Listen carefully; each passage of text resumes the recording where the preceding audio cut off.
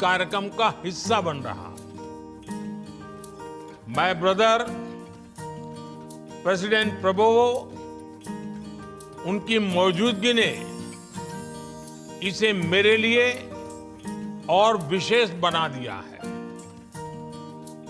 मैं फिजिकली भले ही जकार्ता से सैकड़ों किलोमीटर दूर हूं, लेकिन मेरा मन इस आयोजन के उतने ही करीब है जितना भारत इंडोनेशिया के आपसी रिश्ते।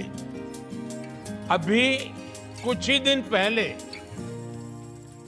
प्रेसिडेंट प्रबोवो भारत से 140 करोड़ भारतवासियों का प्यार लेकर गए हैं। मुझे विश्वास है उनके जरिए आप सब हर भारतीय की शुभकामनाओं को वहां अनुभव कर रहे हो।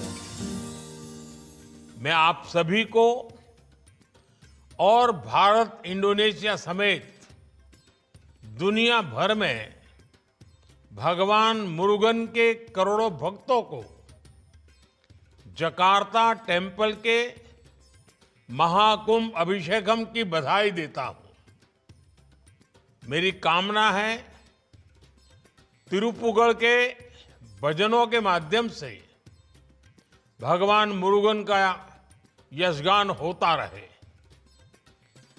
स्कंद षष्ठी कवचम के मंत्र सभी लोगों की रक्षा करे।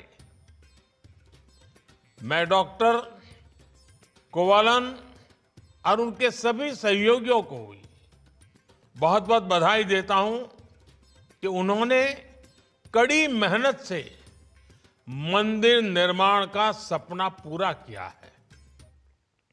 साथियों, भारत और इंडोनेशिया के लोगों के लिए हमारे रिश्ते सिर्फ जियोपॉलिटिकल नहीं है। हम हजारों वर्ष पुरानी संस्कृति से जुड़े हैं। हम हजारों वर्ष पुराने इतिहास से जुड़े हैं। हमारा संबंध विरासत का है, विज्ञान का है, विश्वास का है। हमारा संबंध साझी आस्था का है, अध्यात्म का है। हमारा संबंध भगवान मुरुगन और भगवान श्री राम का भी है, और हमारा संबंध भगवान बुद्ध का भी है। इसलिए साथियों, भारत से इंडोनेशिया जाने वाला कोई व्यक्ति जब प्रभानन मंदिर में हाथ जोड़ता है तो उसे काशी और केदार जैसी ही आध्यात्मिक अनुभूति होती है। जब भारत के लोग काकाविन और सेरात रामायण के बारे में सुनते हैं तो उनमें वाल्मीकि रामायण, कंब रामायण और रामचरितमानस जैसी ही भावना जगती है। अब तो भारत में अयोध्या में इंडोनेशिया की रामलीला का मंचन भी होता रहता है। इसी तरह बाली में जब हम ओम स्वस्ति अस्तु सुनते हैं तो हमें भारत के वैदिक विद्वानों का स्वस्ति वाचन याद आता है।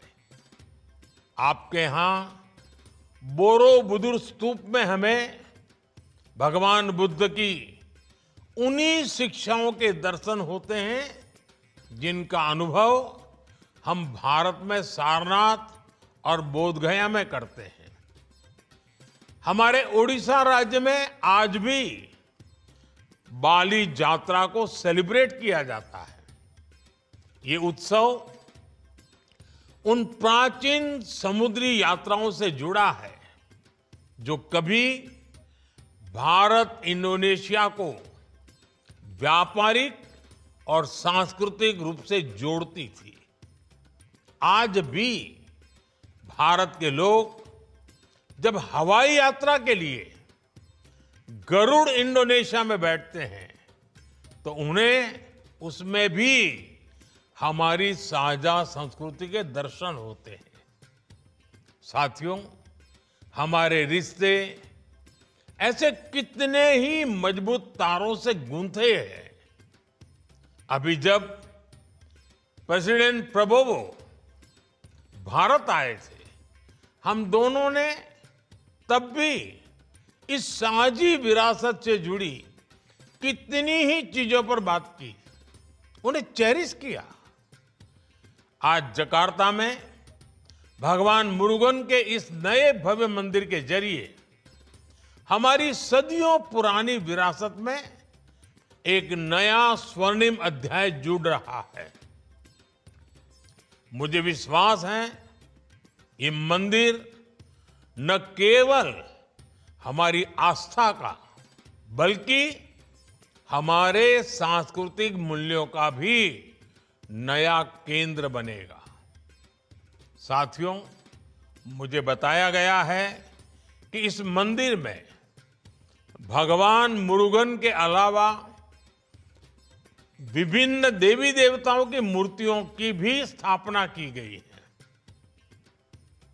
ये विविधता, ये बहुलता हमारी संस्कृति का सबसे बड़ा आधार है।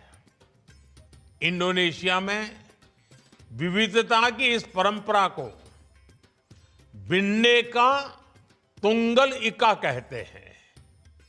भारत में हम इसे विविधता में एकता कहते हैं। ये विविधता को लेकर हमारी सहजता का ही है कि इंडोनेशिया और भारत में भिन्न भिन्न संप्रदाय के लोग इतने अपनत्व से रहते हैं। इसलिए आज का ये पावन दिन हमें यूनिटी इन डाइवर्सिटी की भी प्रेरणा दे रहा है। साथियों, हमारे सांस्कृतिक मूल्य, हमारी धरोहर, हमारी विरासत आज इंडोनेशिया और भारत के बीच पीपल टू पीपल कनेक्ट बढ़ा रहे हैं। हमने साथ मिलकर प्रबानन मंदिर के संरक्षण का फैसला किया है। हम बोरोबुदुर बौद्ध मंदिर को लेकर अपनी साझी प्रतिबद्धता प्रकट कर चुके हैं। अयोध्या में इंडोनेशिया की रामलीला का जिक्र अभी अभी मैंने आपके सामने किया।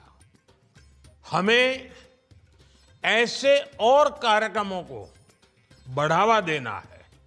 मुझे विश्वास है प्रेसिडेंट प्रबोवो के साथ मिलकर हम इस दिशा में और तेजी से आगे बढ़ेंगे। हमारा अतीत हमारे स्वर्णिम भविष्य का आधार बनेगा।